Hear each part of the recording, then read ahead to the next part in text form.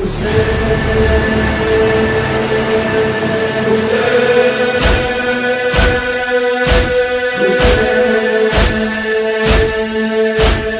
फर्शे अज़ा सबके लिए है, ज़हरा की दुआ सबके लिए है। ये फर्शे अज़ा सबके लिए है, ज़हरा की दुआ सबके लिए है। लब्बैक हुसैन लब्बैक, हुसैन लब्बैक, हुसैन लब्बैक, हुसैन लब्बैक, हुसैन लब्बैक, हुसैन लब्बैक, हुसैन लब्बैक। औज़ु बिल्लाहि मिनश शैतानिर रजीम। बिस्मिल्लाहिर रहमानिर रहीम। अल्हम्दुलिल्लाहिल्लज़ी तजल्ला लिल क़ुलूबि बिल अज़मति वहतजबा लिल अब्सारि बिल इज़्ज़ति वक़्तदरा अलल अशियाइ बिल क़ुदरति वस्सलातु वस्सलामु अला अशरफिल अंबियाइ वल मुरसलीन हबीबे इलाहिना व तबीबे नफूसना व शफ़ीए ज़ुनूबिना बिल क़ासिम मुहम्मद सल्लल्लाहु अलैहि व अहले बैतिही अत्तय्यबीन अत्ताहिरीन अलमासूमीन अलमज़लूमीन व लानतुल्लाहि अला आदाइहिम मिन यौमि अदावतिहिम इला क़ियामि यौमिद्दीन। अम्मा बाद फ़क़द क़ाल अल्लाहु तबारक व तआला फ़ी मुहकमि किताबिही औज़ु बिल्लाहि मिनश शैतानिर रजीम। बिस्मिल्लाहिर रहमानिर रहीम। वल अस्र इन्नल इंसान लफ़ी खुस्र इल्लल्लज़ीना आमनू व अमिलुस्सालिहाति व तवासौ बिल हक़्क़ि व तवासौ बिस्सब्र। पर मोहम्मद व आले मोहम्मद सलावत।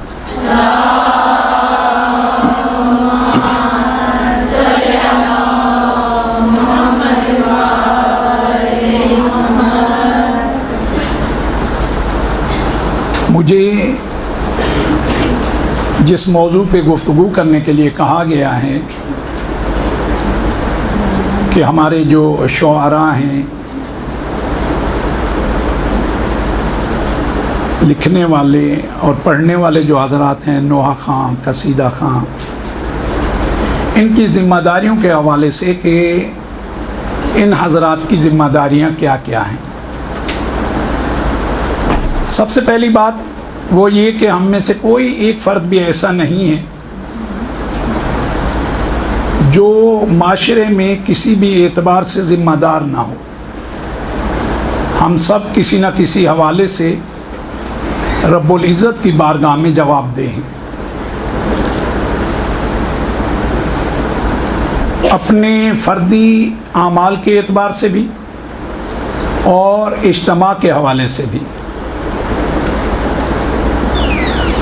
जब इन ज़िम्मेदारियों को हम अपने लिए आसान बनाना चाहें तो खालिक ने उसका बेहतरीन एहतमाम कर दिया है। खालिक ने ऐसी हस्तियों को नमूना बना के भेजा है कि उसूली तौर पे हमारी तमाम मुश्किलात को हल कर दिया है। पाक परवरदिगार का ये फरमान वलक़द काना लकुम फ़ी रसूलिल्लाहि उस्वतुन हसना। तो लिहाजा ज़िंदगी का कोई भी शोबा हो, हमें पैगंबर अकरम हज़रत मोहम्मद सल्लल्लाहु अलैहि वसल्लम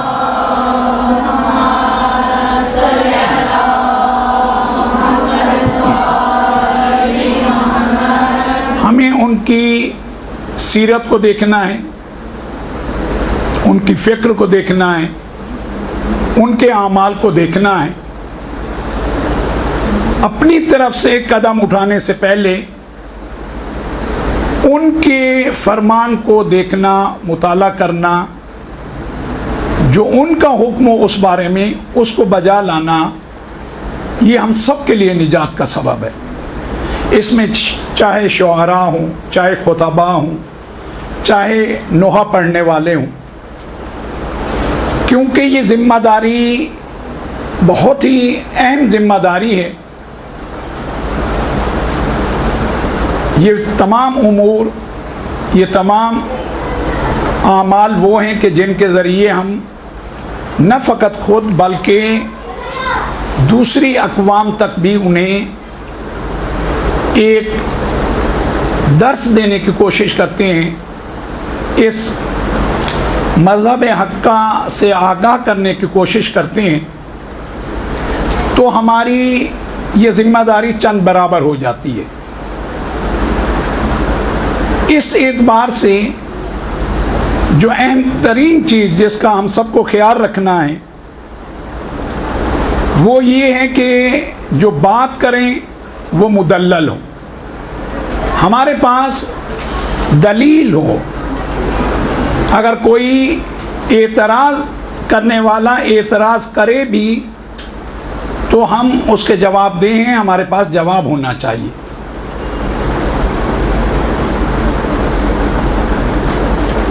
हम में से हर फर्द की जहाँ ज़रूरत भी है, ज़िम्मेदारी भी है, सीरत मोहम्मद व आले मोहम्मद, अल्लाहुम्मा सल्ली अला मोहम्मद व आले मोहम्मद,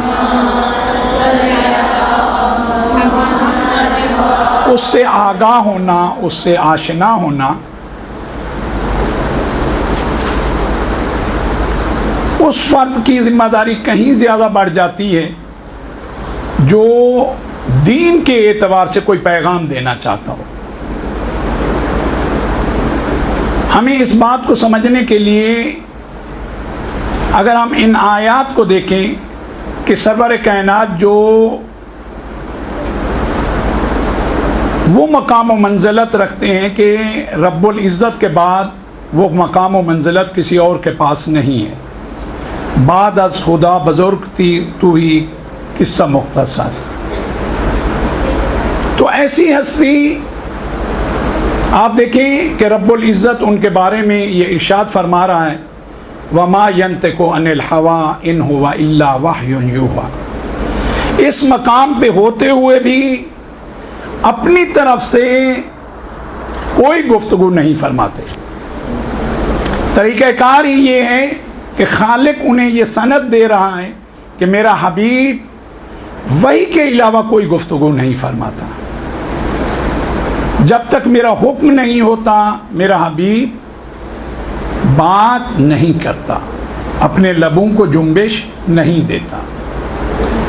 न फ़कत ये कहा, मेरे हबीब का अमल भी वो है जो हर एतबार से मैं उसकी तायीद करता हूँ, और तायीद भी इस तरीके से कि वो अमल दर हकीकत रब्बुल इज़्ज़त कहता है मेरा अमल है। एक मकाम पे फरमाया, वमा रमैता इज़ रमैता, ए मेरे हबीब तू तीर नहीं चला रहा था जब तू तीर चला रहा था, वलाकिन्नल्लाह रमा, तेरा खालिक दर हकीकत वो तीर चला रहा था।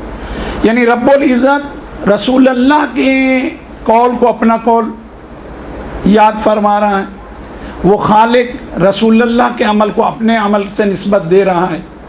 और फ़कत इतना नहीं, कौल व फ़ेल से पहले जो इंसान का इरादा होता है, रब्बुल इज़्ज़त का फरमान है कि ये वो हस्तियाँ हैं, वमा तशाऊना इल्ला अन यशा अल्लाह।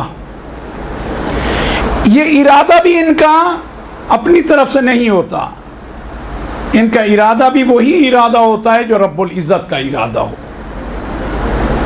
अब गौर तलब बात यह है कि जब इतनी बड़ी हस्ती, वो जिसके सदक़े में ये पूरी कायनात खल्क़ की गई, इल्म के एतबार से उस कमाल पे हैं कि कोई उस बुलंदी को छू नहीं सकता, अमल के एतबार से उस बुलंदी पे हैं कि रब्बुल इज़्ज़त इनके अमल को अपना अमल कह रहा है और निस्बत दे रहा है, इनके इरादे को अपना इरादा खालिक बता रहा है। ये अगर अपनी मर्जी से कुछ नहीं करते तो आपकी और मेरी क्या ताकत है? फिर हमें कितना मोहतात होना चाहिए। इसीलिए खालिक ने कहा लक़द कान लकुम फ़ी रसूलिल्लाहि उस्वतुन हसना, तुम सब के लिए मेरा यह हबीब हुज्जत है, इसका फ़ेल हुज्जत है, इसका कौल हुज्जत है, इसकी खामोशी हुज्जत है। तुम्हें हर एतबार से इसकी पैरवी करनी है। और पैरवी भी किस तरीके से? कहा अगर तुमने इसकी पैरवी की यकीनन रब्बुल इज़्ज़त की, यकीनन मेरी पैरवी की। और कहा कि देखो इसकी शान ये है वमा अताकुमुर रसूल फखुज़ूहु, ये मेरा हबीब तुम्हें जो भी दे बगैर चूं चरा के उसे ले लो। वमा नहाकुम अन्हु फंतहु, और जिससे रोके उससे क्या करो? रुक जाओ। अपनी तरफ से कुछ करने की तुम्हें अगर निजात पाना चाहते हो इजाज़त नहीं है। अपनी मर्जी से कुछ करने जाओगे गुमराह हो जाओगे। और ये तो उसका करम है। मैं हमेशा अर्ज करता हूँ खालिक कितना करीम है। कहा कि देखो नकल मार के ही कामयाब हो, अपनी तरफ से कुछ नहीं करो। जो मेरे हबीब के आमाल हैं उनको देखते जाओ, उसी तरीके से अमल करते जाओ। जो तरीक़ेकार है उस तरीक़ेकार को अपनाते जाओ। कितना आसान कर दिया कि हमारे लिए नमूना अमल रब्बुल इज़्ज़त ने दे दिया। अब ये जो नमूना अमल है हमारे लिए, तो हम सब के लिए, खुसूसन जो हमारा मौजू है उनके लिए तो और ज़्यादा ज़रूरी है, क्योंकि वो जो करने जा रहे हैं वो उनकी ज़ात तक महदूद नहीं है। बाज़ औक़ात कौल उनका होता है, ज़िम्मेदार पूरी कौम को ठहराया जाता है। फ़ेल उनका होता है, उंगलियां पूरी कौम की तरफ उठती हैं, तो उनकी ज़िम्मेदारी बढ़ जाती है। उनके लिए ज़रूरी है और चंद बराबर ज़रूरी है, हमारे लिए भी ज़रूरी है कि हम जिस हस्ती के बारे में भी लिखना चाहते हैं, कलम उठाना चाहते हैं, उसकी सीरत के हवाले से तमाम पहलुओं को हम जानते हों। क्योंकि जब तक हमें उसकी मार्फत नहीं होगी उस हस्ती की, हम उसके बारे में लिखने का हक ही नहीं रखते। वो हस्तियां उस मकाम पे हैं, कमाल पाकीज़गी उन्हें हासिल है। तो जिन्हें कमाल पाकीज़गी हासिल है उनके लिए अल्फाज भी पाकीज़ा होने चाहिए, फ़िक्र भी पाकीज़ा होनी चाहिए, तब जाके हम उन्हें लोगों के सामने बयान कर पाएंगे। और खालिक ने वाज़े ये हमें पैगाम दिया है, लिमा तक़ूलूना मा ला तफ़अलून, जो तुम अमल नहीं करते उसके बारे में कहते क्यों? और इसी तरतीब को खालिक ने, आप गौर करें, सूरह वल अस्र में बयान किया है। औज़ु बिल्लाहि मिनश शैतानिर रजीम, बिस्मिल्लाहिर रहमानिर रहीम, वल अस्र इन्नल इंसान लफ़ी खुस्र। खालिक कसम याद कर रहा है। ये मतलब कोई मामूली नहीं है जो तुम्हारे सामने बयान किया जा रहा है। देखिए, खालिक को अपने एतबार के लिए कसम याद करने की ज़रूरत नहीं है। खालिक जहाँ भी कसम याद फरमाता है, मुराद ये होती है कि देखो जान लो इसकी अहमियत बहुत ज़्यादा है, बहुत ही अहम बात हो रही है, इसको मामूली बात ना लेना, इसकी तरफ मुकम्मल तवज्जो रखना। मुझे ज़माने की कसम है, इन्नल इंसान लफ़ी खुस्र, तमाम के तमाम इंसान खसारे में, इल्लल्लज़ीना आमनू, मगर वो जो ईमान की दौलत से सरफराज हो जाते हैं, ईमान की दौलत जिन्हें नसीब हो जाती है। व आमिलुस्सालिहात, और ईमान की इस दौलत के बाद दूसरा मरला क्या है? अब आमाले साले बजा लाते हैं। ये मल्लावार है जिसे रब्बुल इज़्ज़त ने बयान किया है। जब तक ईमान नहीं है अमल किसी काम का नहीं है। ईमान के बाद अमल निहायत ज़रूरी है, और हर अमल नहीं, अमल साले। अमल साले से पहले बोलने की इजाज़त नहीं है। जब तक खुद अमल न करो तुम्हें हक नहीं देता रब्बुल इज़्ज़त के तुम गुफ्तगू करो। पहले साहिब अमल बन जाओ, साहिब किरदार बन जाओ। अब तुम्हारा अमल ही सबसे ज़्यादा तुम्हारी नुसरत करेगा दीन हक को बयान करने में। वतवासौ बिल हक, अब भी ख्याल करना, हक से हट के कोई बात ना करना कि चले मेरा दिल कहता है मैं ये बात कर दूं। नहीं, जो हक है वो बयान करो। इस मैं को फना कर दो। जो उन्होंने कहा है, जो खालिक का फरमान है, जो अहले बैत ने आपको तालीम दी है, वो हक है। हमारी बात मुमकिन है हम उसे बहुत अच्छा समझ रहे हो, आज इस दौर में अच्छी लग रही हो, कल इंसान तरक्की करके उस मकाम पे पहुंच जाए लगे वो बात तो किसी काम की ही नहीं थी। हम नाकिस हैं, हमारी गुफ्तगू भी नाकिस है।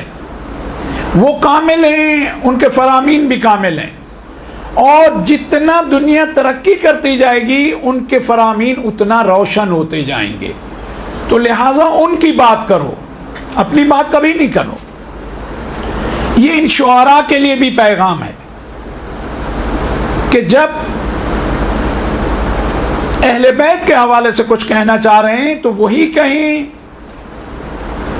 उन्हें इस बात को मद्देनजर रखना चाहिए कि इनका मद्दाह रब्बुल इज़्ज़त है, तो इन्हें किस तरह से मद्दाही करनी है। जो खालिक ने इनके बारे में कहा है, जो आयात इलाही नाजिल हुई हैं, वो मज़ामीन अपने अशआर में लेके आए, इसे खिदमत कहा जाएगा। इन अशआर के सांचों में वो बातें सारी जो खालिक ने इनके बारे में फरमाई हैं, इनकी शान में जो आयात उतरी हैं, आयात नाजिल हुई हैं, वो अहदीस जो रसूलुल्लाह ने अहले बैत के बारे में बयान की हैं, इससे हट के कोई मजमून नहीं होना चाहिए। हक ही यही है, यही तबलीग का सबब भी बनेगा और कोई उंगली भी नहीं उठा पाएगा। इंसान सुकून से उसे कहेगा। शायर ने जो कहा है, रसूल अल्लाह के फरमान को इस शेर के शक्ल में उसने, इस सूरत में उसने बयान किया है। अगर तारीख के हवाले से भी कुछ बयान करना है, वो तारीख का वो हिस्सा जिससे कोई इनकार ना कर पाए, उसको अशआर के सांचे में इन्हें ढालना चाहिए। जिम्मेदारी यही है।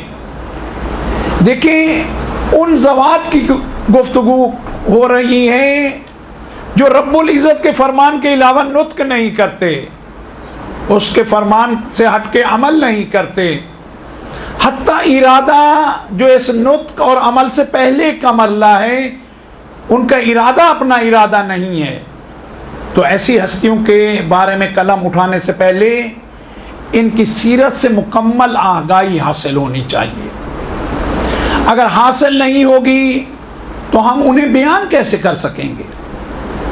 मौला कायनात में कितनी आयात नाजिल हुई हैं, किस किस मौके पे नाजिल हुई हैं, जंग के हवाले से कौन सी हैं, इबादत के हवाले से कौन सी हैं, अहदीस इसी तरह से रसूलुल्लाह ने इनकी शान में जो बयान फरमाई हैं, उनका कुछ भी नहीं तो चंद बार मुताला होना चाहिए। उनमें जो चीज़ वाज़ेह ना हो, उलमा से जाके उस हवाले से अपने अज़हान को रोशन करना चाहिए। कहीं ऐसा ना हो कि जो तुमने समझा है वो उनका फरमान ना हो। तो जो समझते हैं इन इबारात को, उनकी खिदमत में जाना चाहिए, उनसे पूछना चाहिए, उनसे सवाल करना चाहिए, तब जाके कलम उठाना चाहिए। और कलम उठाते हुए इस बात को मद्देनज़र रखना चाहिए, ये खालिसतन ये अमल लिल्लाह होना चाहिए। मेरा नाम हो जाएगा, मेरा मकाम हो जाएगा, मेरी शोहरत हो जाएगी। यकीन जाने अगर खुदा के लिए ये काम किया जाए, खुद खालिक इज़्ज़त अता करेगा, वही इज़्ज़त बख्शेगा, वही इंसान को शोहरत अता करेगा। और जिसे खुदा शोहरत अता करना चाहेगा कोई ताकत रोक नहीं पाएगी, क्योंकि रब्बुल इज़्ज़त के यहाँ साहिबाने तकवा के आमाल कबूल किए जाते हैं। कुरान में रब्बुल इज़्ज़त ने अपना फ़ैसला सुना दिया है। और जो खालिसतन रब्बुल इज़्ज़त के लिए अमल अंजाम दिया जाए, वो शायरी हो, वो नुआखानी हो, वो मरसिया हो, वो सोज़ हो, वो किसके लिए हो? वो रब्बुल इज़्ज़त के लिए हो, उसकी रज़ा के लिए हो, कि उसके महबूब बंदों के लिए मैं ये जिक्र कर रहा हूँ। और जो उनकी शान है कहीं उनकी शान से कम न लिखें। और अपने अज़हान के एतबार से लिखना शुरू किया सिवाय गुमराही के कुछ नहीं है। ये लिख देना कि उनकी विलादत नहीं, ज़हूर होता है। मुमकिन है अभी किसी को ये बातें समझ ना आए, 50 साल के बाद मालूम होगा कि उन्होंने हमारा अकीदा हमसे ले लिया है। ये हमारे दोस्त हैं, ये मोमिनीन हमारे अपने हैं, ना समझी कर रहे हैं तो हमारी जिम्मेदारी है इनके लिए राह को रोशन करें। इनसे नफरत नहीं करें, इनसे मोहब्बत करें, क्योंकि दीन ने हमें बीमारी से नफरत के लिए कहा है, बीमार से कभी नफरत करने को नहीं कहा। अगर तभी बीमार से नफरत करने लगे तो खुद ही गला घोंट देगा। अहले बैत अतहार बुराई से नफरत करते थे, बुरे से अगर नफरत करते तो शफकत से पेश ना आते, उसे माफ़ नहीं करते। तो ये हमारे अपने हैं, ये गलत फहमी का शिकार हैं। इनके लिए राह को रोशन करना है आपको और मुझे। दर हकीकत इनको नहीं मालूम कि अगर हमने ये बात की तो 50 साल के बाद हमारी नस्ल में वो बातें ही नहीं रहेंगी। जनाबे खतीजतुल कुबरा सलामुल्लाह अलैहा मुहम्मद व आले मुहम्मद, उनके शिकम अतहर में जनाब फातिमा तो ज़हरा को गुफ्तगू करना, जब विलादत ही नहीं होती तो शिकम में भी नहीं होते। जब शिकम में नहीं होते, वो जो हमारा अकीदा भी है, हमें उस पर फ़ख्र भी है, और बीबी की फजीलत भी है कि शिकम मादर में रह के माँ से गुफ्तगू करना। जब रसूलुल्लाह ने कहा, ए खतीजा मुझे इस बात का गम है, दुख है कि तुम तन्हा हो गई हो, अब तुम्हारी सहेलियाँ तुमसे मिलती जुलती नहीं हैं, तुम बिल्कुल अकेली रहती हो। कहा, नहीं या रसूल अल्लाह, पाक परवरदिगार ने मुझे ये जो बेटी अता करनी है, ये शिकम में रह के मुझसे गुफ्तगू करती है, मुझे तसल्ली देती है, ये मेरी ढारस है। एक मर्तबा नहीं, कई मकामात पे। फिर हमारा वो अकीदा के शिका में जनाब फातिमा तो ज़हरा सलामुल्लाह अलैहा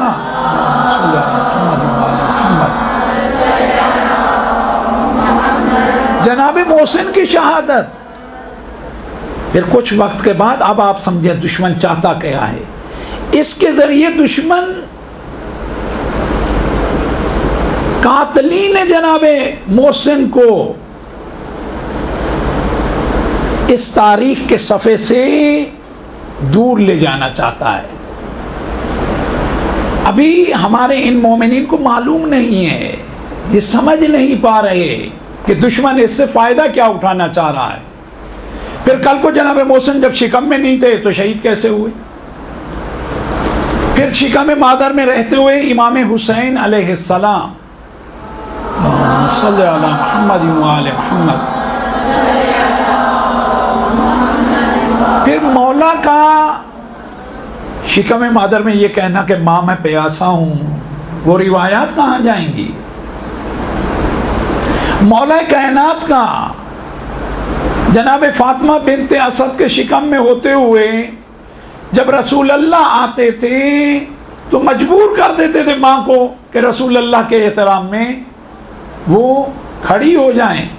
रसूल अल्लाह कहते थे जनाब फातिमा बिनते असद से, आप मेरी माँ हैं, मेरे लिए वाजिबुल एहतराम है, आप क्यों मेरे लिए एहतरामन उठती हैं?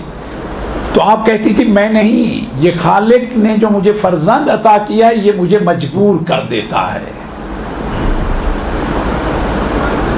फिर जब खाना काबा की तरफ जनाब फातिमा बिनते असद उस हाल में आगे बढ़ी हैं, कहा मेरा बेटा मुझे ये हुक्म दे रहा है, फिर खुद दुआ कर रही है बार इलाह तुझे इस बच्चे का वास्ता जो मेरे शिकम में है। ये बातें सब कहाँ जाएंगी अगर विलादत नहीं होगी? अभी हमारे उन नादान दोस्तों को अच्छा लग रहा है, उन्हें नहीं मालूम दुश्मन इसके बदले में हमसे लेना क्या चाहता है। वक्त गुजर जाएगा, फिर कहेंगे जब ये विलादत ही नहीं होती, जब ये शिकम में भी नहीं होते, जब होते ही नहीं है शिकम में, फिर शहादत कैसी, फिर इनका गुफ्तगू करना कैसा, फिर वो मौजज़ात कैसे, वो फजीलतें कैसी। दर हकीकत वो हमसे वो लेना चाहते हैं। ज़ाहिर ये है, बातिन में दुश्मन का हदफ कुछ और है, उन नादान दोस्तों से फ़ायदा उठा रहा है। जब हम इस तरीके से अपने इन साथियों को समझाएंगे, उनके लिए रहनुमाई का, हिदायत का सबब बनेंगे, तो यकीन जाने वो समझ जाएंगे। और इसके साथ साथ ये बताना भी ज़रूरी है इन शुआरा को जो उस तरह से लिखते हैं कि उनकी विलादत हमसे कहीं मुख्तलिफ है। हमारी कैफियत ये है, वल्लाहु अखरजकुम मिन बुतून उम्महातिकुम ला तालमून शैया। रब्बुल इज़्ज़त का क्या इरशाद हो रहा है? खालिक तुम्हें तुम्हारे माओं के बतन से इस हालत में तुम्हारी विलादत होती है, ला तालमून शैया, तुम कुछ भी नहीं जानते। जब भी कोई बच्चा इस दुनिया में आता है कुछ जानता है? कोई इल्म, किसी किस्म का कोई इल्म, रोने के अलावा और कुछ भी नहीं जानता। और ये रोना भी अगर उस वक्त ना हो ना तो सब परेशान हो जाते हैं कि ये रोया नहीं रोया तो क्या होगा? कहा अगर नहीं रोया तो फिर इस दुनिया में रह भी नहीं पाएगा। ये रोना जिंदगी की अलामत है, न रोना मौत की अलामत है। ला तालमून शैया, फिर उसके बाद क्या कहा? फिर तुम्हें परवरदिगार आलम ने कान अता किए, आंखें अता की, अक्ल व शऊर की नेमत से माला माल किया। लअल्लकुम तशकुरून, ताकि तुम शुक्रगुजार बंदे उसके बन सको। तो हम जब आते हैं हम कुछ जानते नहीं, वो उनकी विलादत देख लें, जिस इमाम की विलादत को देखेंगे उनकी वालदा गिरामी फ़कत यही कहेंगी, थोड़ी देर के लिए मेरी आंख लगी, आंख खुली उस सदा पे जो रब्बुल इज़्ज़त की इबादत में वो फर्जंद सजदा रेज़ था। खालिक का वो नुमाइंदा, माँ का भी ये कहना है कि उसे नहीं मालूम विलादत कैसे हुई। आंख लगी, आंख खुली तो देखा बगल में ही बच्चा सजदे में है, सुबहान अल्लाह का जिक्र कर रहा है, तस्बीह हो रही है। तो उनकी विलादत हमारा ये समझ लेना हमारी तरह है, वो हमारी कम फहमी है, हमारी कम इल्मी है। हम जब आए हमारे पास इल्म नहीं था, मौला जब तशरीफ़ लाए हैं, रसूल अल्लाह के हाथों पे आए हैं, आंखें खोली हैं, सलाम करने के बाद कहा या रसूल अल्लाह, तौरात की तिलावत करूं, इंजील की करूं, ज़बूर की करूं, या कुरान जो अभी नाजिल होना शुरू नहीं हुआ कुरान की तिलावत करूं? तो उनका मकाम कुछ और है। ये गलत फहमी है। बहरहाल होता क्या है, हम कहते हैं हम भी इंसान वो भी इंसान। मुझे ये बताएं, ये रोड पे जो बिछाया जाता है ये पत्थर है या नहीं? पत्थर है ना। और ये जो अकीक के तौर पे हम सब इसे इस्तेमाल करते हैं ये भी पत्थर है। इन को जाओ उन को जाओ, उसकी इसके मुकाबले में क्या अहमियत है? अच्छा ये भी पत्थर है, हीरा भी पत्थर है। हीरा कहाँ और वो कहाँ? तो ये समझते हैं हम भी इंसान वो भी इंसान। ये भी समझाने के लिए अर्ज कर रहा हूं कि जो रोड पे बिछा हुआ है पत्थर, उसकी क्या औकात है हीरे के मुकाबले में? ये फकत समझाने की हद तक, बाकी हम में और उनमें फासला कहीं ज्यादा है। हम अक्ल नाकिस हैं, वो अक्ल कुल हैं, अक्ल कामिल हैं। हम हिदायत पाने वाले हैं, वो हिदायत देने वाले हैं। बहुत फर्क है।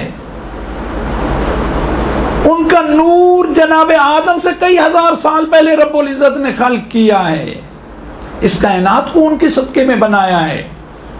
इन अजीजान को ये बताएं कि हमारी और उनकी विलादत में वही फर्क है जो हम में और उनमें फर्क है। क्योंकि वो यही समझते हैं, इनकार करने लगते हैं। उन्हें नहीं मालूम इनकार करने में आइंदा हमें दुश्मन नुकसान कितना पहुंचाना चाह रहा है। अगर ये विलादत नहीं है, फिर माँ बाप का रिश्ता, फिर माँ और बेटे का रिश्ता, बाप और बेटे का रिश्ता, बाप और बेटी का रिश्ता, माँ और बेटी का रिश्ता, फिर वो कैसे रिश्ते हैं? फिर जनाब अबू तालिब कौन होंगे, जनाब अब्दुल मुत्तलिब कौन होंगे? अगर ये रिश्ते नहीं हैं, ये रिश्ते इसी बुनियाद पे हैं। माँ है, बाप है, दादा है, दादी है। और जितना ये मोहतरम है, हम उन्हें अपने ऊपर क्यों कियास करते हैं? नक्स ये है कि हम उन्हें अपने जैसा समझने लगे हैं। हम कहाँ और वो कहाँ? ये कोई जज्बाती बात नहीं है। ये पूरी कायनात उनके सदके में खल्क की गई है। उनके अमल जैसा किसी का अमल नहीं हो सकता, उनके फेल जैसा किसी का फेल नहीं हो सकता। इन शुआरा को ये जो गुमराही की तरफ इस तरफ एक गिरोह जा रहा है, बहुत खतरनाक है। इसी तरीके से एक और गिरोह है, वो अहले बैत को कहते हैं कि उनका मकसद ही हुकूमत हासिल करना था। ये भी सही नहीं है, मुतमईन रहें आप। हुकूमत का होना बहुत अच्छी बात है। हुकूमत हो तो दीन और दीनदारों के लिए बहुत ही उम्दा बात है। हुकूमत हो तो कवानीन शरीयत को बहुत ही बेहतरीन तरीके से लागू किया जा सकता है। हुकूमत के लिए आपकी और मेरी सही और कोशिश भी होना चाहिए। हुकूमत साले अफराद के हाथ में भी होना चाहिए। ये सारी चीज़ें मुसल्लम हैं, लेकिन अहले बैत अतहार का हदफ और मकसद हुकूमत कभी नहीं रहा। अगर हदफ और मकसद हुकूमत रहे तो आपको मानना पड़ेगा फिर वो फेल हो गए हैं। न फकत वो, अंबिया 99% फिर फेल नजर आएंगे। कभी इनका मकसद हुकूमत नहीं रहा।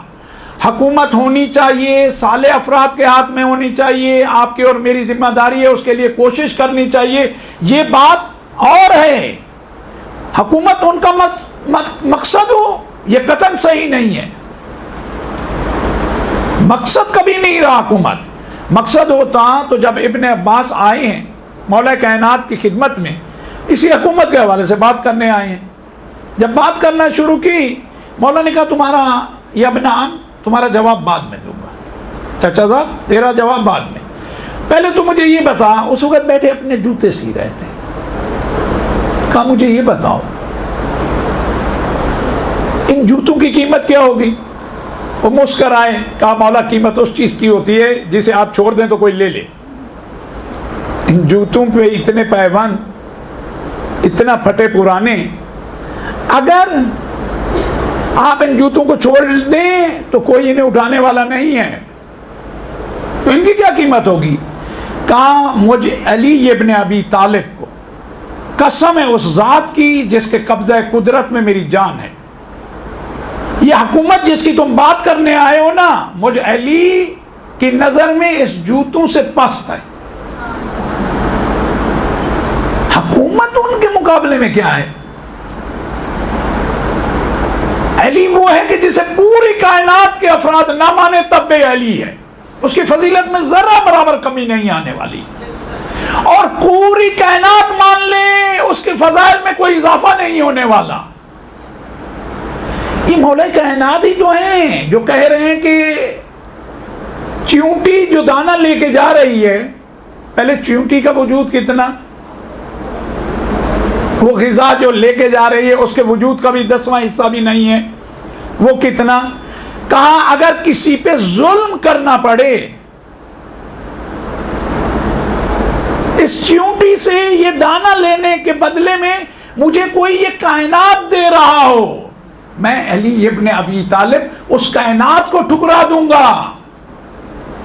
मौला कायनात कोई मुबालगा नहीं करते, जो कहते हैं हक है, किसी चीज को बढ़ा चढ़ा के बयान नहीं करते, जो कह रहे हैं यही हक है। कि अगर कोई कहे ये इसके मुंह से ले लो इसकी ग़िज़ा और कायनात इसके बदले में दे ले लो, मौला कहते हैं मैं उसे ठुकरा दूंगा। तुम इस हुकूमत की बात करते हो। बार बार कहूंगा जरूरी है, सही कोशिश आपकी मेरी जिम्मेदारी है, हुकूमत साले अफराद के हाथ में होना चाहिए ताकि दीन और उसके कवानीन को बेहतरीन तरीके से फलने फूलने का मौका मिले, लेकिन हदफ कभी नहीं रहा। ये तोहमत माज है अहले बैत अतार पे। अंबिया का भी कभी हदफ नहीं रहा। अगर हदफ रहा हो तो ये हदफ में फेल है। अच्छा ये क्यों फेल है, ये तो अपनी तरफ से कोई अमल करते नहीं, रब्बुल इज़्ज़त की ज़ात जो कहती है वही करते हैं। तो फिर वो निज़ाम हक पे बात आती है। खालिक चाहता है इनकी हुकूमत दिलों पे, वो देखनी है करबला जाके देखें, खुसूसन 40 में जाके देखें कि हुसैन दिलों पे हुकूमत कर रहा है। रब्बुल इज़्ज़त यही हुकूमत चाहता है।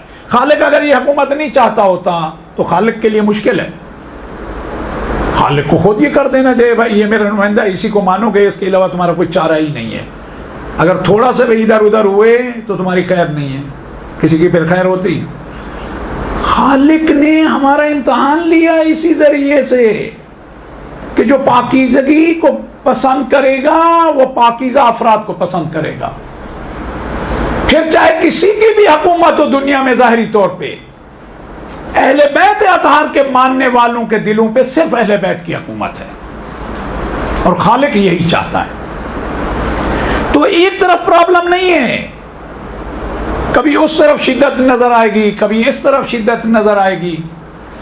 आपकी और मेरी जिम्मेदारी है अहले बैत की सीरत के मुताबिक जिंदगी करना। अगर कोई उनसे निस्बत देके अपने हदफ और मकसद को चाह रहा है तो आपको और मुझे उसका हिस्सा नहीं बनना। अगर कोई ये कहे कि मकसद इमाम हुसैन ही हुकूमत हासिल करना था तो लिहाजा तुम्हारी जिम्मेदारी इस बुनियाद पे बनती है, बिल्कुल सही नहीं है। ऐसी तहरीकों का हिस्सा बनना आपकी और मेरी जिम्मेदारी नहीं है, किसी इंसान की, किसी मोमिन की, किसी मोमिना की जिम्मेदारी नहीं है। हाँ वो ये कहें कि ये बहुत ही अहम चीज़ है, अच्छी चीज़ है, मोमिनीन को इसके लिए कोशिश करनी चाहिए, साले अफराद के हाथ में हुकूमत होनी चाहिए, दीन यही कहता है, उसके लिए हमेशा कोशा रहे। लेकिन अहले बैत से निस्बत देना, जो तुम्हारा हदफ है उनका हदफ कहना, ये सही नहीं है। अंबिया में से किसी का हदफ हुकूमत नहीं रहा, हिदायत रहा है, दिलों पे हुकूमत रहा है, दीन हक समझाना रहा है, रब्बुल इज़्ज़त से इंसान को जोड़ देना, इंसान को उस ज़ात हक से मिला देना, वो रहा है।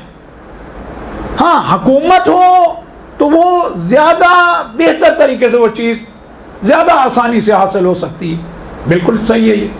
लेकिन हदफ कभी नहीं रहा, मकसद कभी नहीं रहा। मेरा आप सबसे सवाल है, अगर ये मकसद रहा है तो कितने अंबिया के पास हुकूमत रही है? 2 से 3 गिनती है। तो फिर वो जो मैंने कहा 99% भी नहीं, उससे भी तादाद कम हो जाएगी कि उन्होंने मकसद को पाया, और जो मकसद को नहीं पा पाए फिर उनके बारे में क्या कहेंगे? अच्छा, वो तो सब के सब रब्बुल इज़्ज़त के हुक्म के अलावा कुछ करते नहीं थे। तो रब्बुल इज़्ज़त की हिकमत पे हाथ तुम उस तरफ उंगलियां उठाना चाहते हो? तो चाहे शुअरा उस तरह लिखें चाहे इस तरह लिखें, दोनों फिक्र अहले बैत से दूर है। अहले बैत की फिक्र ये नहीं है। विलादत के हवाले से मैंने आपको अर्ज कर दिया कि दुश्मन आइंदा 50 साल बाद क्या नतीजा लेना चाहता है। फिर जो इनके फ़ज़ाइल हैं इन हस्तियों के, कि शिकम मादन में रहते हुए गुफ्तगू किसी की ताकत है, ये उनकी फजीलत है। गुफ्तगू करना भी, गुफ्तगू समझना भी। मैं कहता हूँ आज अगर हम आम अफराद के साथ ऐसा कुछ हो, वहीं असल दिल की हरकत ही बंद हो जाए। और बाहर से ज़्यादा हमारे यहाँ जो ख़वातीन का खुसूसन हाल है, कोई आपको वो नहीं कहना चाह रहा, आप सब के सब पढ़े लिखे हैं, इन चीज़ों को समझते हैं, बल्कि इन चीज़ों को माशरे से आप ख़त्म करने की कोशिश भी कर रहे हैं। फिर ये होगा कि पता नहीं जिन्न है, भूत है, क्या है, हो क्या गया है, बला है, मेरे साथ होने वाला क्या है। पहले तो ये किसी की ताकत ही नहीं है, ये उनकी ताकत है। फिर उसके बाद आने के बाद किस बच्चे में ये ताकत है कि सजदे की शक्ल में हो और अपने अमल से हो। माँ ने तो देखा ही सजदे में है, ये नहीं है कि माँ ने उठाया हो सजदे की हालत में रखा हो। माँ तो कहती है मेरी आंख लगी, देखा तो बच्चा मेरे पहलू में सजदे में था, सजदे में भी था। मोहम्मद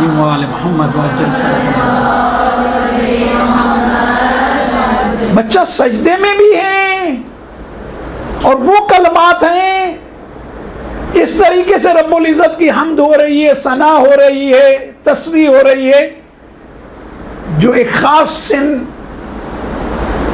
के बाद भी किसी की ताकत नहीं है उस तरीके से रब्बुल इज़्ज़त से गुफ्तगू करे।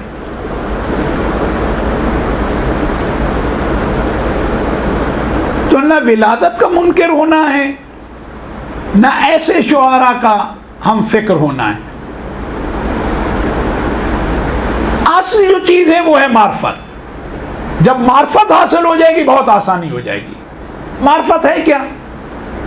मौला कायनात जो मुश्किल कुशा हैं, हर दर्द की दवा हैं, मौला ये मार्फत है क्या? मौला फरमाते हैं अल मार्फतो नूरुल कल्ब। मार्फत क्या है? ये दिल की पाकीज़गी है, दिल का नूर है।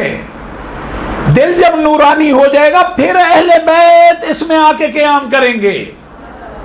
आपका और मेरा अकीदा ये है, आए ततहीर ये बताती है हर किस्म की निजासत उनसे दूर है। अगर मेरा दिल गीबत का एक तरफ अंबार पड़ा हो, एक तरफ तोहमत का अंबार पड़ा हो, एक तरफ झूठ का अंबार पड़ा हो, एक तरफ गलत फिक्र का अंबार पड़ा हो, दिल इन तमाम अंबारों से आलूदा हो, अहले बैत भी आएंगे। खाम ख्याली है ये। कब आएंगे? जब मार्फत होगी। किसकी मार्फत? सबसे पहले आपकी अपनी मार्फत, मेरी अपनी, मेरी ज़ात के बारे में। मार्फतुन नफ्स रसूलुल्लाह फरमा रहे हैं अनफउल मारिफ, सबसे ज्यादा नफा बख्श मार्फत किसकी है? अपनी ज़ात की। क्योंकि जब मैं अपनी ज़ात की मार्फत हासिल करूंगा तो मुझे अपने खालिक की मार्फत हासिल होगी। मौला ने यही फरमाया ना, मन अरफ़ नफ्सा फ़क़त अरफ़ रब्बा। माशाल्लाह बेटा। तो तब जाके, क्योंकि जब मैं अपना नक्स देखूंगा कि मैं नाकिस हूं, मैं इस पे कादिर नहीं हूं, लेकिन जो आंख खालिक ने बनाई है, आज इतना इल्म के बाद कोई कादिर नहीं है। आज अगर कोई बना भी ले तो उसने देख के बनाई है। खालिक ने हमें अदम से खल्क किया है। आज भी अगर कोई ताकत रखता है ना बनाने की, तो मट्टी से बना के दिखाए। खालिक ने इस वजूद को खाक से बनाया है। या उसी तरीके से बाद के मराहल में खालिक ने जिस चीज को, जिस पानी के कतरे को, किसमें ताकत है? ईमानदारी से बताएं कि 3 तारीकियों में, शिकम 3 तारीकियां, 3 तारीकियों में कोई मुसव्वरी करे, वो भी पानी के कतरे के जरिए, वो भी एक रंग के जरिए, फिर उसी पानी के कतरे से आंख को भी खल्क करे, कान को भी खल्क करे, नाक को भी खल्क करे, बाल भी खल्क करे, आज़ाओ जवारे भी खल्क करे, दिल को खल्क करे, फेफड़ों को खल्क करे, अंतड़ियों को खल्क करे। ये उस खालिक का काम है। अगर किसी में ताकत है इस तरह खल्क करके दिखाए। जो इब्तदाई मादा जिससे बनाया जाए वो ये होना चाहिए। है किसी में ताकत? तो फिर इंसान देखता है कि मुझे ये सब अता किया है, मैं फिजा में परवाज कर सकता हूं। सख्खर लकुम मा फिस समावाति व मा फिल अर्ज़, जो भी जमीन आसमान में है मेरे बंदे मैंने तेरे लिए मुसख्खर कर दिया। मुझे ईमानदारी से बताएं, शेर से आप ज्यादा ताकत रखती हैं? हाथी से ज्यादा जोरवर है? घोड़े से, परिंदों से ज्यादा परवाज कर सकते हैं आप। ये एरोप्लेन में ये इंसान नहीं वो किया, परिंदों से कहीं तेज आप परवाज कर सकते हो। इस हाथी को इतनी ताकत के बाद आप महार कर सकते हो। सख्खर लकुम मा फिस समावाति व मा फिल अर्ज़। खालिक को जब देखेंगे कि खालिक ने ऐसा खल्क किया, यहां बैठे हुए मैं परवाज कर सकता हूं, तय्युल अर्ज कर सकता हूं, पाकीज़गी के उन मराहिल को तय करके मैं अपने वजूद को एक लम्हे में एक मकाम से दूसरे मकाम तक पहुंचा सकता हूं। तब उस खालिक की मार्फत, क्योंकि ये सब मेरे इख्तियार में तो नहीं है, मेरे इख्तियार में मेरा खल्क होना भी नहीं है, मेरे वालिदैन के इख्तियार में भी नहीं है, न शक्ल सूरत मेरे इख्तियार में है, न रंग बू मेरे इख्तियार में है। तो ये बनाने वाला तब उसकी मार्फत होगी कि इतनी मुझे कुदरत दी, इस तरीके से उसने खल्क किया इस कायनात को, तो वो मेरा खालिक कैसा होगा। अपनी ज़ात से शुरू करो। कहा किसी दूसरी जगह जाने की नहीं ज़रूरत, खर्चा नहीं करो, बैठो फिक्र करो। 1 साल की तुम्हारा फिक्र करना 1 साल की इबादत का सवाब मिलेगा। घबराओ नहीं कि फलां चीज़ रह गई या ये चीज़ रह गई। एक घंटा फिक्र करो। वो तफक्कुर, वो तदब्बुर तुम्हें खुदा के नज़दीक करेगा। और रब्बुल इज़्ज़त दर हकीकत इबादत ही वही चाहता है। नमाज यकीन जाने इन तमाम चीज़ों का मुकद्दमा है, ताकि पाकीज़गी हासिल हो और उन मराहिल को तय किया जाए।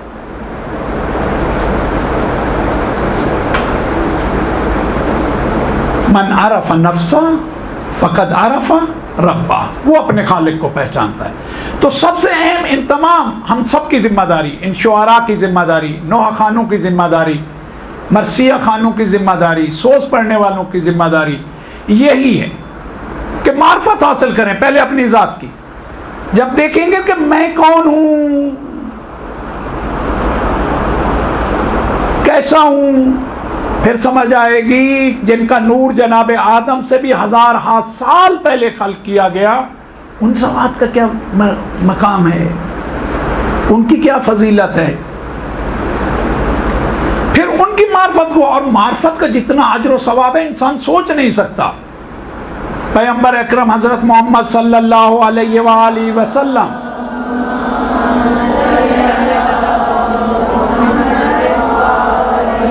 आप फरमाते हैं बाज़ुकुम अक्सर सलातन मिन बाज़, तुम में से बाज़ को बाज़ पे नमाज के हवाले से फजीलत है।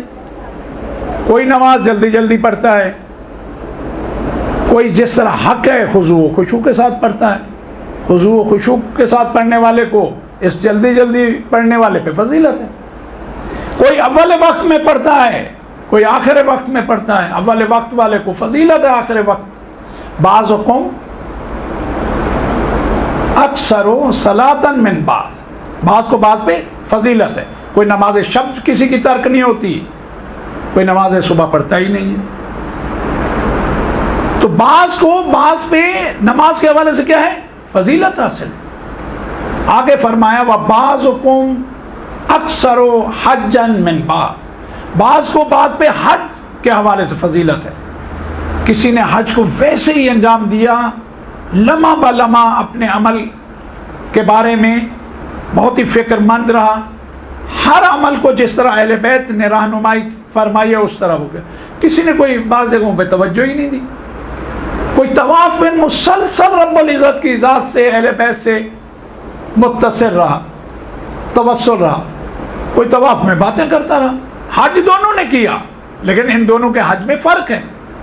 बाज़ुकुम अक्सरो हज्जन मिन बाज़, किसी ने एक हज किया, किसी ने दो उसी तरह बेहतरीन हज किए। तो हज के हवाले से भी बाज़ को बाज़ पे फजीलत है। व बाज़ुकुम अक्सरो सदक़तन मिन बाज़ को नेकी में, सदका आप बेहतर जानते होंगे, सदक़े का मान नहीं, काश कौम को इसका माना यानी आवाम को मालूम हो जाना चाहिए। सदका यानी नेकी। हमने सदक़े के लफ्ज़ को ऐसा बना दिया है, यकीन जाने उसूली तौर पे मुतनफ़िर लफ्ज़ इसको माशरे में वो बनाया हुआ। सदका अरबी का लफ्ज़ है, इसके माना है नेकी। मुतलक नेकी को सदका कहा जाता है। आपका सलाम करना सदका है, किसी को राह बताना सदका है, किसी से खुश अखलाकी से पेश आना सदका है, बड़े का एहतराम करना सदका है, छोटे के साथ मेहरबानी करना सदका है। माली सदका अपनी जगह, ये सब सदकात हैं। आपका खुद ही यहाँ आना सदका है, जाके इस गुफ्तगू को दूसरों तक पहुंचाना सदका है। का तुम में से बाज़ पे सदक़े के हवाले से फजीलत हासिल। बाज़ुकुम अक्सरो सियामन मिन बाज़ को बाज़ पे रोज़े के हवाले से। कुछ हैं जो माह रमज़ान में रोज़ा रखते हैं। माह रमज़ान में भी हर एक का रोज़ा एक जैसा नहीं होता। किसी का कुछ हिस्सा फ़कत भूख प्यास और बाकी हिस्सा इबादत, किसी का मुकम्मल हिस्सा इबादत, किसी का मुकम्मल हिस्सा भूख प्यास। बाज़ को बाज़ पे फजीलत है। अच्छा, कुछ माह रमज़ान के से हटकर भी महीने में 3 रोज़े रखते हैं। कुछ हैं जो महीना भर फ़कत जो वो रोज़ा जो हराम है उसके अलावा सारे रोज़े रखते हैं। तो बाज़ को बाज़ पे क्या है, फजीलत है रोज़े के एतबार से। लेकिन रसूल अल्लाह फरमाते हैं अफ़ज़लुकुम व अफ़ज़लुकुम, तुम में से अफ़ज़ल कौन है? अफ़ज़लुकुम मारिफ़तन, जो मार्फत के एतबार से जितना ज़्यादा मार्फत रखता है, जितना ज़्यादा अपनी रखेगा उतनी अहले बैत की हासिल होगी, जितना ज़्यादा अपनी मार्फत रखेगा उतना रब्बुल इज़्ज़त की हासिल होगी, और जितना मार्फत में आगे होगा उतना रब्बुल इज़्ज़त की बारगाह में उसका मकाम बुलंद होगा। तो दर हकीकत इन तमाम हमारे साथियों की जो कलम उठाते हैं, शायरी करते हैं या जो शायरी को बयान करते हैं नोहे की शक्ल में, कसीदे की शक्ल में, इन तमाम साथियों की जिम्मेदारी ये है कि अहले बैत की ज़्यादा से ज़्यादा मार्फत हासिल करें, उनकी सीरत को बेहतरीन तरीके से पढ़ें। मौला सज्जाद के बारे में लिखना चाहते हैं, सुकून से बैठें, अल्लाह रब्बुल इज़्ज़त से मदद तलब करें, 2 रकात नमाज पढ़ें, मुसल्ले पे चले जाएं, इनका कलाम इबादत का हिस्सा हो जाएगा। जनाब सज्जाद की पूरी सीरत को देखें, फिर देखें रब्बुल इज़्ज़त ये नूर इनके कल्ब पे कैसे उतारता है, क्योंकि उनके कलाम के बारे में तो है कलामुहुम नूर, और उनसे मुखातिब करके भी कहा गया है कलामुकुम नूर, आपका तो कलाम ही। जिनका कलाम नूर है तो हमारे कलम से भी नूर की किरणें वो फूटनी चाहिए।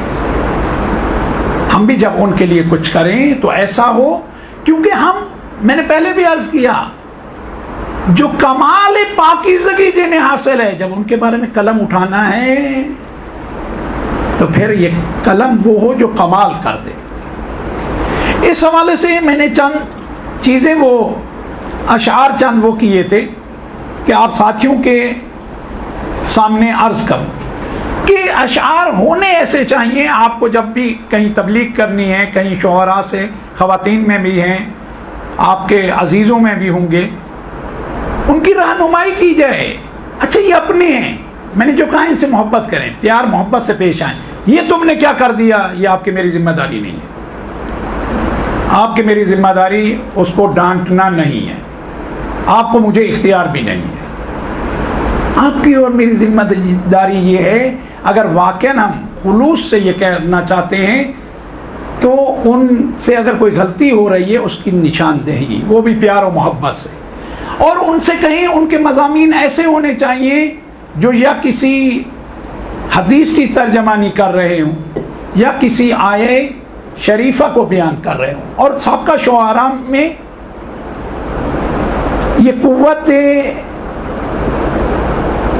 गोयाई कहें, बयान करने की ताकत कहें, ये सब उनमें थी। हम देखें ये जिस शायर ने भी लिखा है, हम लोग फातिमा की दुआओं का है असर, है किस कदर बुलंद ये रुतबा हमारे पास, आले नबी का जिक्र इबादत से कम नहीं, फर्श अज़ा मिसले मुसल्ला हमारे पास।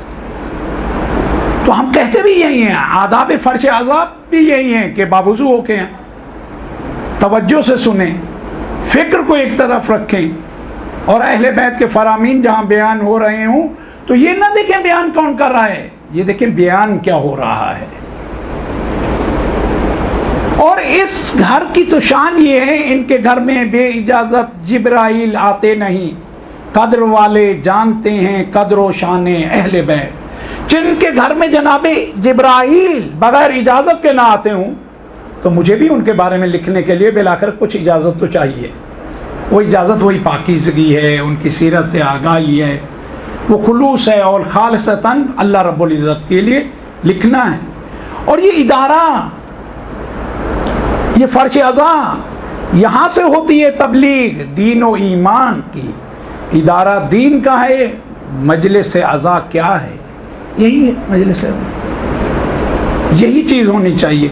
ख़ानदाने मुस्तफ़ा का जिक्र करने के लिए आदमी सच्चा, खरा और ख़ानदानी चाहिए। हर एक का काम नहीं है इनके बारे में इनका जिक्र करना। ख़ानदाने मुस्तफ़ा का जिक्र करने के लिए आदमी सच्चा, खरा और ख़ानदानी चाहिए। और खुसूसन इस चीज़ की तरफ मैं कोशिश करता हूँ जहाँ भी हूँ इसकी तरफ ज़रूर तवज्जो दिलाई जाए। और भी उलमा ने, मैं तालिब इल्म आपके सामने अर्ज़ कर रहा हूँ, और उलमा ने भी, मुझे उम्मीद है कि यकीनन कई मरतबा इस बात की तरफ इशारा किया होगा, उसूल दी का तहफ़्फ़ुज़ फ़ुरूए दी की बका, जहाँ में कल की तरह आज भी हुसैन से है। उसूल दी का तहफ़्फ़ुज़, क्योंकि हमारे कई जगहों पे पढ़ा जाता है, बहुत जोश से पढ़ा जाता है, तुम नमाज नहीं पढ़ते, हुसैन ने नमाज के लिए सर कटा दिया। यकीन जाने मौला हुसैन के हक में ये बहुत बड़ा जुल्म है। मौला हुसैन ने नमाज के लिए सर कटाया। मौला हुसैन उसूल दीन में से हैं, नमाज फुरूए दीन में से है। नमाज बच जरूर गई है, बचाया भी मौला हुसैन ने है, लेकिन सर तौहीद के लिए दिया है, सर नबूवत के लिए दिया है, सर विलायत के लिए दिया है। इसी को शायर ने कहा है उसूल दीन का तहफ़्फ़ुज़, उसूल दीन का तहफ़्फ़ुज़ किया है, फ़ुरूए दीन की बका। फ़ुरूए दीन खुद ब खुद बच गए हैं। जब तौहीद बच गई है तो दीन बच गया है, जब रिसालत बच गई है, शरीयत बच गई है, जब विलायत बच गई है तो सारे ये अमाल बच गए हैं। ये बचे हैं, बचाए भी मौला हुसैन ने, कुर्बानी इनके लिए नहीं दी, कुर्बानी तौहीद के लिए दी है, रिसालत के लिए दी है, विलायत के लिए दी है। जहाँ में कल की तरह आज भी हुसैन से है, जहाँ से फ़र्क के हलाल व हराम उठ जाता, ये वाकफ़ियत अमर नई हुसैन से। मौला हुसैन ने ही हमें आशना किया, अमर नई का दर्स मौला हुसैन ने दिया है। यानी ये मज़ामीन होने चाहिए अशार में। जिक्र हम करते रहेंगे हश्र तक शब्बीर का, मोतबर है ये तरीका कल्ब की ततहीर का। कल्ब इन मजालिस से मुनव्वर होने चाहिए, पाकीज़ा होना चाहिए, आलूदगियों से हमें दूर होना चाहिए। इन मजालिस के बाद ये हो कि हर हाल में हम बुराइयों से दूर होने का मुसम्मम इरादा करें। मजालिस इस तरह की होनी चाहिए, अशार इस तरह के होने चाहिए, इनका असर इस तरह होना चाहिए। और मौला हुसैन की ज़ात, मैंने कहा अशआर में अहदीस का मजमून होना चाहिए। पैगंबरों की ज़ियारत नसीब होगी तुम्हें, दरे हुसैन पे बैठो नजर जमाए हुए। ये उस रिवायत की तरफ इशारा है कि अंबिया ज़ियारत को आते हैं। तो जब सीरत को पढ़ेंगे, उनके फजाइल को पढ़ेंगे, तो कलम फिर उस तरफ इन रिश्तों से जुड़ेगी। और अगर नहीं जानते होंगे हदीस को, आयात को, तो फिर जो हम चाहेंगे बयान करेंगे। हम नाकिस, और कलम किसके लिए उठाया है? जो कामिल है। नाकिस क्या कर पाएगा नक्स के अलावा? तो लिहाजा आयात इलाही से, अहदीस से, यानी वो जो जिम्मेदारी का मुझे कहा गया है, अहम तरीन जिम्मेदारी ये है वो इन चीज़ों से अपने आप को आशना करें। और साबका शुअरा ने ये लिखा है, ये पूरी रिवायत आप कई दफ़ा सुन चुके होंगे, कई जगह आप इसका मुज़ाकरा कर चुके होंगे, कई दफ़ा आप इसकी तौज़ीह दे चुके हो। बंदा 1000 साल इबादत अगर करे और ज़र कदर कुह हो राह हक में दे, हज भी पियादा पा जो 1000 उसने हूँ किए, और बेगुनाह कत्ल हो वो जुल्म जौर से, हुब्बे अली की मैं नहीं गर दिल के जाम में, जन्नत की बू न पहुंचेगी हरगिज मशाम में। मुकम्मल पैगंबर अकरम की रिवायत है, उसको शायर ने ये रंग दिया है। तो ये कौल किसका है? मासूम का, वो भी मासूमीन के सरदार का, जनाब रसूलुल्लाह सल्लल्लाहु अलैहि वसल्लम।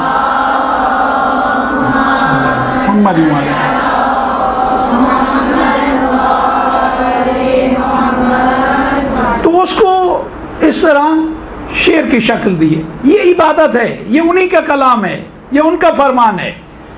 उनके बारे में उनकी बात होनी चाहिए। हमारी ताकत क्या है? हम अपनी तरफ से लिखें। अगर लिखेंगे तो बिलाखिर जैसे हम नाकिस हैं वो नक्स रहेगा उसमें। कामिल करना चाहते हैं तो सीरत अहले बैत को, तफासीर को, तारीख के वो जो मुकम्मल मजबूत मज़ामीन हैं उनको, शायरी की शक्ल उनको देनी चाहिए। बस ये चंद अशार और आपकी ज़हमत तमाम।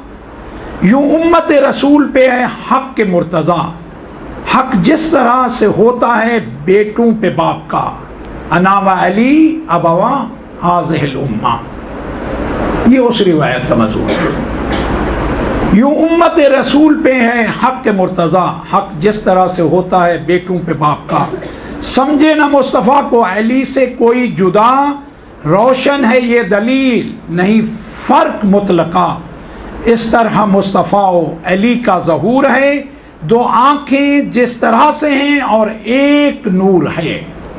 ये दोनों आँखें एक नूर से देखती हैं। कहा ज़ाहिर में दो हैं लेकिन नूर ये एक है। अना व अली मिन नूरिन वाहिद, यानी रिवायात के मज़ामीन होने चाहिए।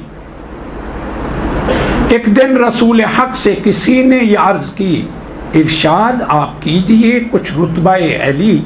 फरमाया मुस्तफ़ा ने कि मैं और मेरा वसी थे एक नूर खिलकत आदम भी जब न थी, थे एक नूर खिलकत आदम भी जब न थी, माने दे रूह जिस्म के बाहम रहा हूँ मैं, मुझसे जुदा न वो है न उससे जुदा हूँ मैं। ये रिवायात है और हक़ यही है कि जो शायरी अहले बैत के लिए की जाए, वो जो कामिल हस्तियों का कलाम है उसको अशार की शक्ल में उस सांचे में डालना चाहिए। जिम्मेदारी यही है, हमारी जिम्मेदारी है हम ऐसे कलाम को सुने। शुअरा की जिम्मेदारी है, नोहा खानों की जिम्मेदारी है, मसीहा पढ़ने वालों की जिम्मेदारी है कि ऐसे कलाम शुअरा से लें।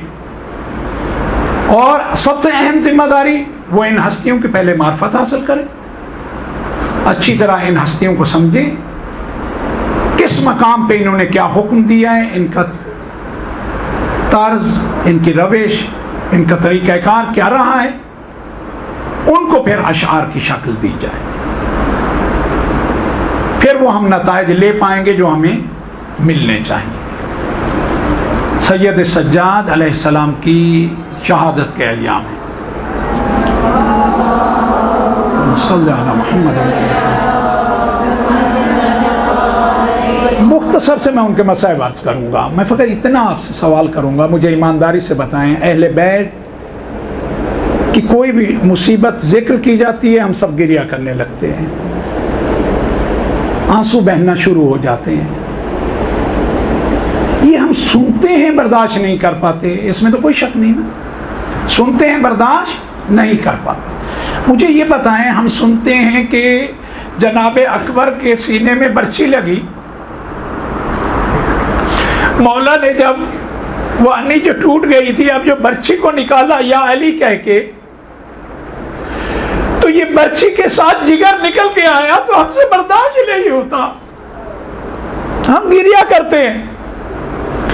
हम सुनते हैं, बर्दाश्त नहीं होता। जनाब सज्जाद ने आंखों से देखा तो कैसे बर्दाश्त करें।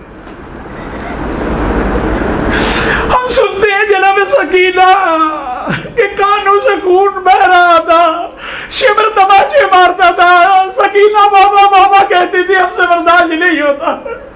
सैयद सज्जाद अपनी इस बहन को जब मार खाते हुए देखते होंगे, तमाचे खाते हुए देखते, हम सुनते हैं नेज़े की अन्नियों से चादरें छीली गई, हम ये बर्दाश्त नहीं कर पाते।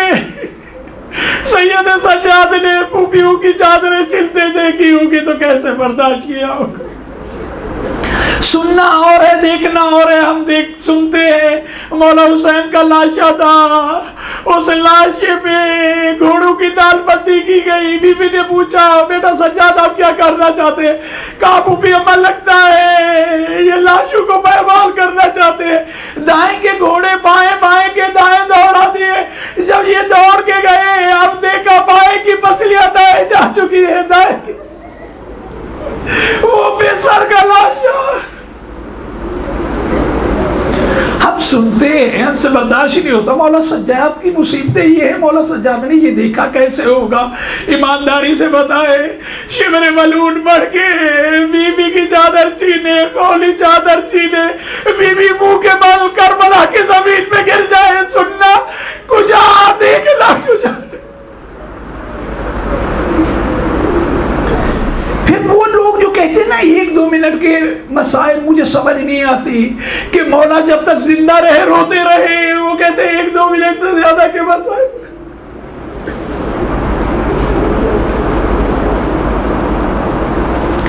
अजीब फिक्र है, अजीब अजहान को वो किया जा रहा है, आलूदा किया जा रहा है इन बातों से।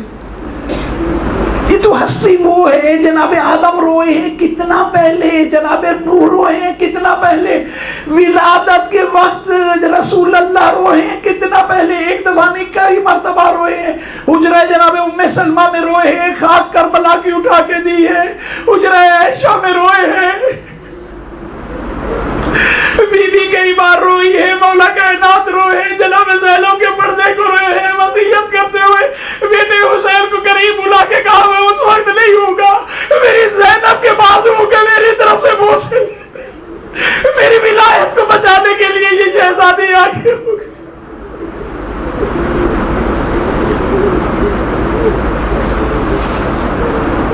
ये मकाम मंजिलत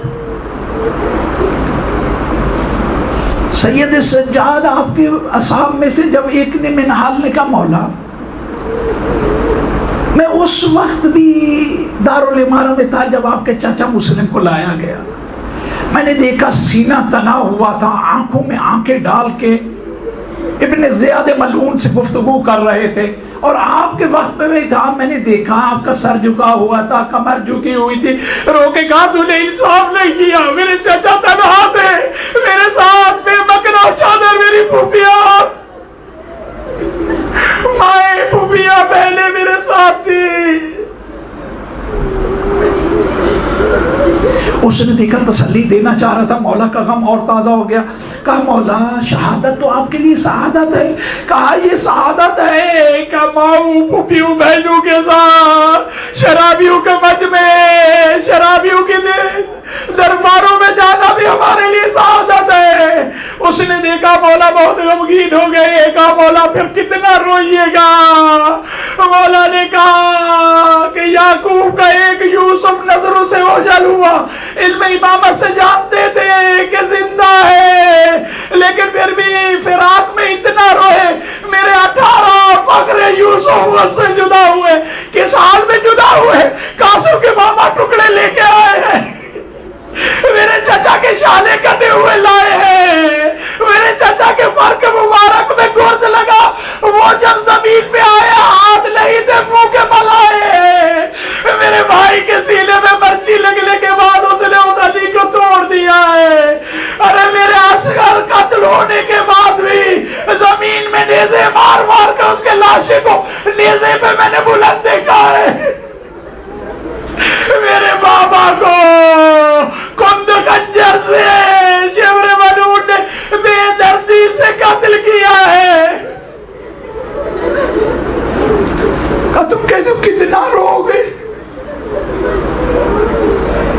कहा मौला इतना बताएं सबसे ज़्यादा आपके लिए सख्त कहाँ था।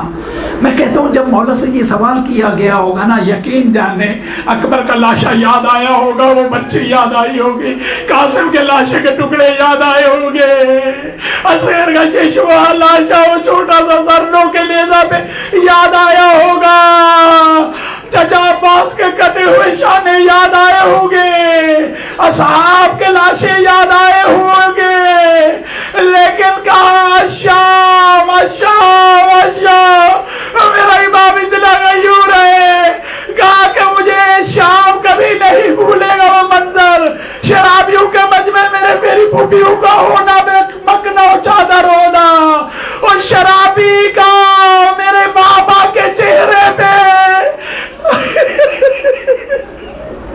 चूमे के जरा से हमले करना, वो ताश में सामने बाबा का सर होना, मुझे शाम नहीं भूलेगा, सकीना को वो मुझे दफन करना मुझे कभी नहीं भूलेगा। शाम शाम शाम जब सबको रिहाई मिली है ना, तो मौला के बारे में जैसे पानी ढलान की तरफ जाता है, जब सब सवार हो गए, अब कैद खाने की तरफ आए, खुद को कब्र सकीना पे गिरा दिया।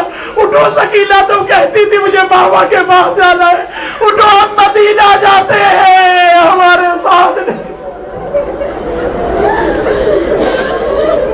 अला लानतुल्लाह अलल कौमिज़ ज़ालिमीन सय्यअलमुल्लज़ीना ज़लमू अय्या मुनक़लिबिन यनक़लिब। वारे इलाह तुझे वास्ता है मोहम्मद व आले मोहम्मद का इस कलील तवस्सुल को अपनी बारगाह में कबूल फरमा, इल्म व अमल की दौलत से माला माल फरमा, अक्ल व शऊर की दौलत से माला माल फरमा, किसी भी काम को अंजाम देने से पहले उसके नतीजे की तरफ फ़िक्र करने की तौफीक इनायत फरमा, इल्म व अमल की दौलत से माला माल फरमा, ख़ात्मा बिल खैर फरमा, पलक झपकने तक अपनी रहमत से दूर न फरमा। मोमिनीन जहाँ जहाँ आबाद हैं उनकी जान माल इज़्ज़त व आबरू की हिफाजत फरमा। हमारे आका व मौला को हमसे राज़ी व खुशनूद फरमा, हमें उनके बेहतरीन असहाब व अंसार में शुमार फरमा, हम सब पे रहम फरमा, करम फरमा।